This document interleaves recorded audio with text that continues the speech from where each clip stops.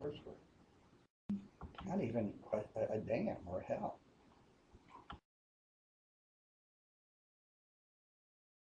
You know how many women were using the F word at the PTS clinic I went to? God, they were using it more than the men. These were nurses that faced different combats, dying, their limbs coming off. And It's recording. we're recording, ladies and gentlemen. Well, I just want to say welcome back. And here we are discussing the battle that is raging outside and what we can do to maybe change it or to deal with it in ways that perhaps we didn't think of dealing with it. Perhaps we can learn different techniques. Changing the world starts with changing yourself. One of the things that Karen had shown me was an article involving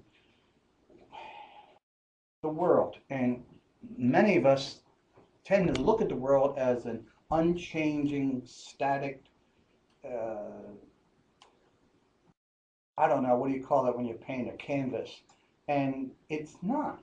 It is not just that blank canvas that is the same thing. We go to our job, we come home, we drive the car, we put the kid out for school, and it doesn't change. All you have to do is to look closer, change just a little bit of the lens, and see that there is a vibrant world that changes every single day. It is new every day if you intend to look at it that way. Gets back to intent. You know, here's a thought. What if nature had so much control over each and every one of us that it is playing a chess game and using me to interact with all the other people I've come in contact with all of my life and even to the present day, thousands upon thousands. And I don't know how or where or when I will become the force to do something, to change, to alter, to make them dislike, to like. What happens if nature is using us like we're a monopoly piece? Maybe that metal hat, the submarine that goes around the board trying to get boardwalk and park place and whatnot.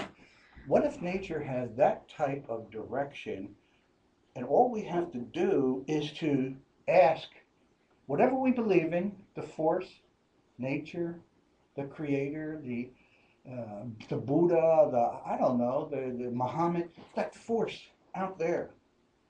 What do you have in store for me today? Michael, we have a couple questions from our Shoot. viewers.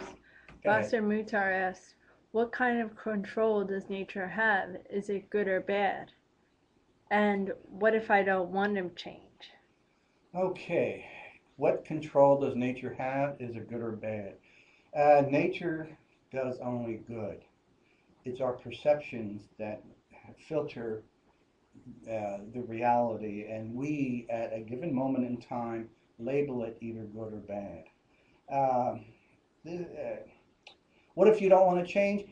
You're going to get someone's going to kick you in the butt to make you change. Now, you can change willingly by doing the research, by maybe getting with like-minded people who you can appreciate, that who you can feel a trust among and love. And that can help you change your perception. Or you will go to war. You will have a divorce. You will have all these disturbances to say, hey, you, yeah, you're the one. You got to look at within. You got to make some alterations. You got to correct. Michael, one of our viewers is asking, who kicked you? Why do you want to change?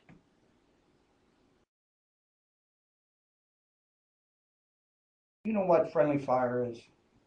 Friendly fire is when a soldier calls in mortar fire and have it step back meter, 100 meters, until that mortar fire falls on his own troops.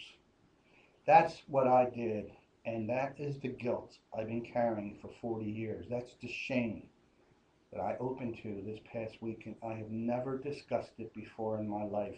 I was responsible for injuring, wounding 5, 6 soldiers. I called in the mortar fire. And there was a private, first day in country, whose kneecap was blown off. Blood was everywhere. And I kept talking to him as the superior officer, telling him to quiet down. And I was talking to prevent him from going into shock. And every time I spoke to him, he would stop crying. And every time I had to get on the radio to call in the medevac, he would cry again and again and again. And all of this time, I have carried that guilt, the guilt of war. I am going to take it to my grave. I spoke about it this weekend. I have changed. I have changed my perception by changing my view, asking for help. And you know what I found out after returning from this retreat with soldiers? Is that when I had the chance to work with a new platoon, I did best. I thought it was my best. And when I was relieved of my command the second time, I agreed. I didn't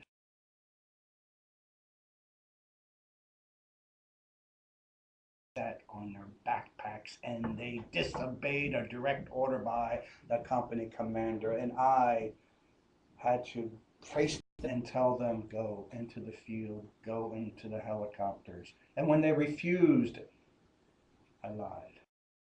I told them that I was going to go with them. Their lieutenant was going to accompany them.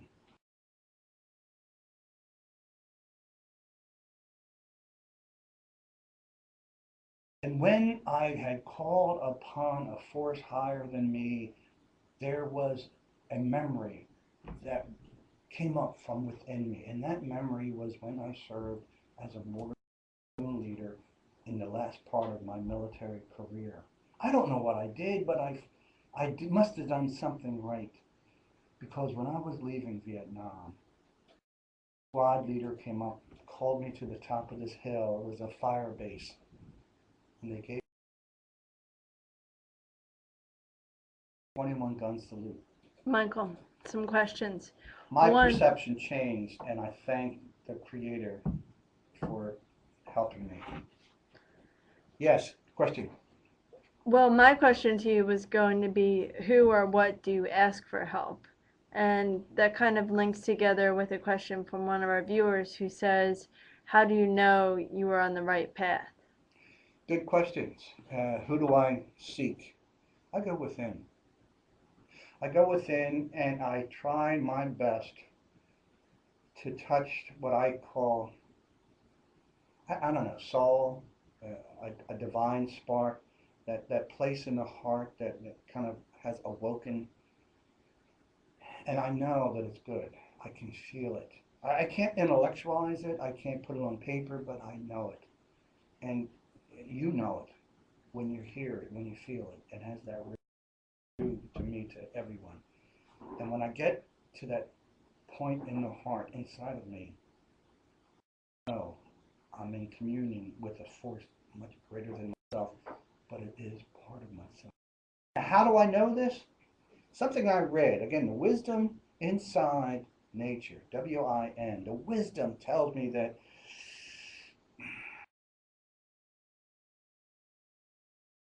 your ego demands action.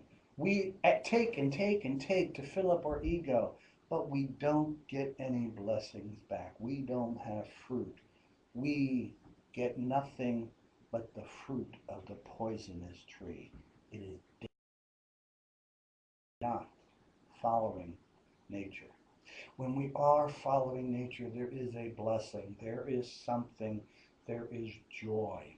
There is something to tell you, you're on the right track. This is the path you should be following. Yeah, you got hit in the head last week when you veered off it and you tried to do something with your ego, but this is the true path. And you're smiling more, you're laughing more. Spirituality can be fun, let me tell you. You don't have to give up cursing. You don't have to give up drinking red wine. You don't have to give up looking at, well, you know what I mean. You can still, here's the nice thing about wisdom in nature, wisdom inside nature, is that you can see a woman rise help elevate the desire in you. And you can learn to put a lid on that. Not let it take over your ego and think of the nasties. And you take the pleasure that is rising and then you divert it. You direct the nice feeling, the love towards giving to others. One of our viewers makes a comment, it's a joke. A Zen master, when asked where he would go after he died, replied, "To hell, for that's where help is needed most." St. Francis was asked about joy. He says, it's in rejection that we find joy. What? Rejection? What the hell are you talking about? Rejection. He was walking with another brother and he says, if all the lepers in the world were cured, that wouldn't be joy. If all the poor people one day all of a sudden we're not poor anymore, that wouldn't bring me joy. Well, what would bring you joy, Brother Francis? What would bring me joy if we went to this abbey, we knocked on the door, it was pouring rain, and we were bloodied in our feet and tired and in parched lips, we haven't eaten or drank, and the person opens the door and says, "We don't know you, get out of here, we'll never come back, go away." And despite all that, I still would have joy because I knew that a higher force, God, reason I couldn't understand, but I still held the joy inside of me. And then I knocked again, and that same person came out and wanted to arrest me, and he picked up a wooden stick and started beating me and leaving me in the puddle, in the rain. And I still, because I knew that was coming from a source. I couldn't understand what it was trying to direct me towards, but I knew it was coming from the Creator. I knew it was diverting me. Love, a pathway that is a higher.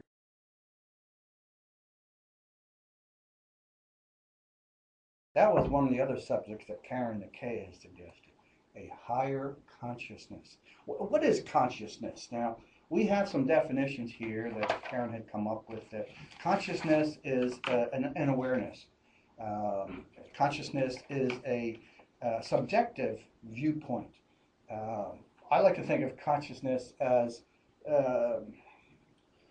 me and what I perceive around me. It's also based on how I was raised, my education, my hurts, my emotions, and I, again, am a child of the 60s, and I remember how we wanted to elevate our consciousness and reach a higher level, and unfortunately we did it through drugs.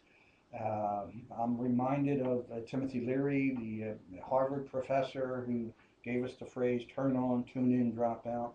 But then there was also one of his compatriots, a guy named Alpert.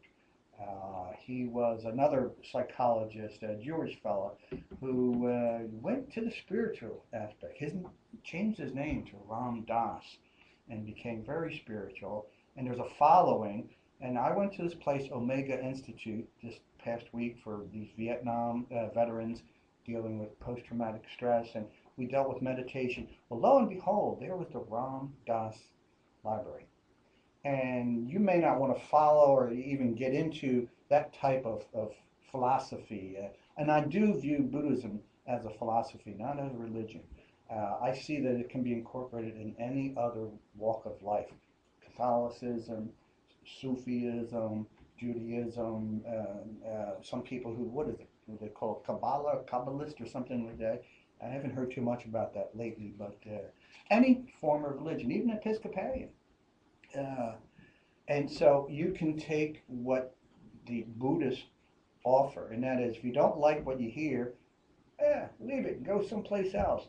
But if you focus on love and compassion for everyone, it is the path towards nature's avenue. We all have to follow that path. We have to go down that avenue, whether we like it or not. And there are some people who believe that after 6,000 years of consciousness raising, there's going to be a reckoning. And that reckoning ain't going to be nice for some people who aren't willingly following the path Michael, of this avenue. we have to wrap this up, but Okay. one last thing said by our viewers: who needs philosophy today? It's all blah blah blah. What is this again about philosophy? Blah blah blah. That's it. So much philosophy. Blah blah blah. We'll be right back, and we'll be talking about another subject that's close and dear to my heart, and I'm not going to tell you what it is.